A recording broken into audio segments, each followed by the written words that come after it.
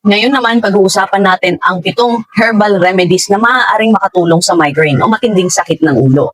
At kung ikaw ay nasa ibang bansa o nasa Pilipinas, maaari mo itong makita sa kusina o sa iyong bakuran.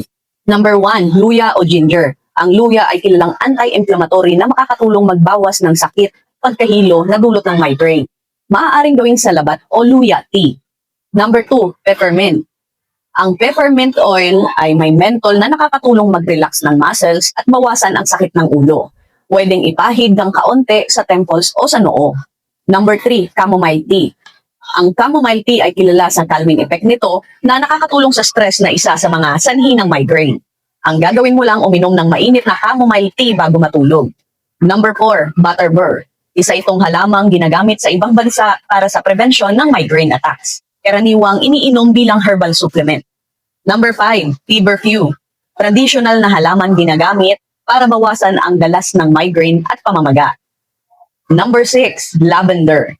Ang amoy ng lavender ay nakakatulong mag-relax ng isip at katawan. Maaari itong gamitin bilang lavender oil sa aromatherapy o ipahid ng kaunti sa temples. Number 7, turmeric o luyang dilaw. Ang turmeric ay may curcumin na may anti-inflammatory properties na maaaring makatulong sa migraine at sa iba pang sakit. Yan ang ilang uri ng 7 halaman na pwedeng makatulong sa migraine.